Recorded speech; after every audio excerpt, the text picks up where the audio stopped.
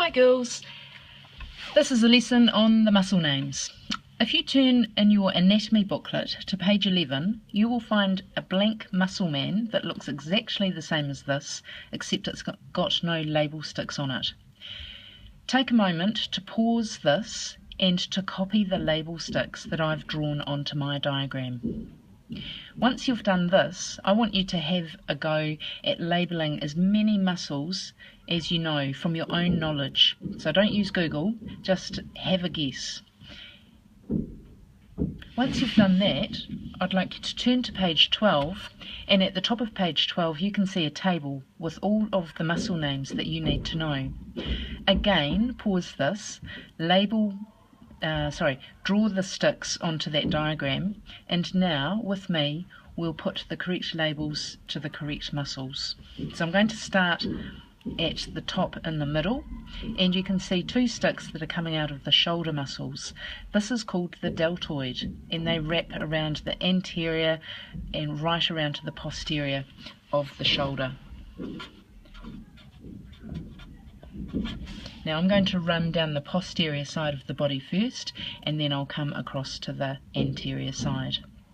So posterior being the back side of the body.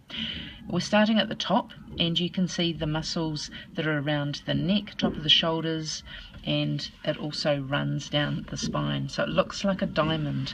This is called the trapezius. Kind of links to trapezoids in mathematics. If we look at the back of the arm, this muscle is called the triceps. There are three bits of muscle that make up the triceps. Now, this label here is pointing to the latissimus dorsi muscle. It starts from the spine and it wraps right underneath and tucks in underneath the armpit. So when you do lat pull downs at the gym, you are working your latissimus dorsi muscle. Now, underneath here, I've drawn two lines, and they actually indicate some muscles that are deeper in the body. So these muscles lie underneath the trapezius muscle and underneath the latissimus dorsi. They're called the Erector Spinae muscles.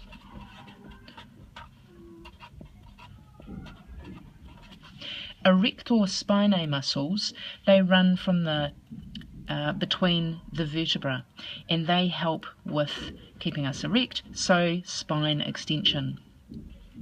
The next label stick that you can see is pointing to the bottom, and we're going to concentrate on the gluteals or gluteus maximus. I'm going to write the gluteals because it's a series of muscles. We've got the gluteus maximus that are on the outside. Underneath them is the gluteus medius. Underneath that is the smaller gluteus minimus. And there's also another series of little muscles that help keep the hip joint in place, but also help it move. Back of the upper leg, we're referring to the hamstrings. Oops. There are three different muscles that make that up, or three parts to the hamstring. Biceps femoris, semitendinosus and semimembranosus. Then the posterior of the lower leg, this is the gastrocnemius. If you're ever out on your bike and you end up at the lights behind a real cyclist, you can often look at the diamonds in their lower legs, and this is a very well defined gastrocnemius. It joins into the Achilles tendon along with the soleus muscle, which is underneath the gastrocnemius, and it also joins into the Achilles tendon. Okay, going on to the anterior side of the body, and we're starting at the top, so towards the superior end of the body. We're looking at the upper arm first. Show us your guns. Let's see your bicep muscles. So there are two pieces of muscle that make up the biceps. Heading into the trunk of the body, the first label stick is pointing to the abdominals. So that is what we would see if we could see your six-pack. The next two sticks are pointing to either side of the front of the body, and they are actually showing the external obliques. So when you do twist crunchies, you're working out your external oblique muscles. The next stick is pointing somewhere into the hip region. We're keeping it simple. We're going to refer to these as the hip flexors. The proper name for these muscles, there's actually two of them.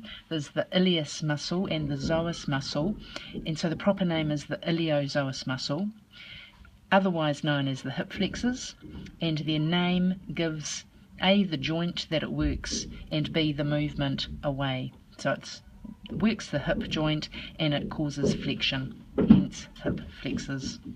The next label stick is pointing to the quadriceps. Quadriceps meaning that there are 4 muscle parts that make up the quadriceps. Heading to the lower leg, this label stick is pointing towards tibialis anterior. So it's an easy muscle to find.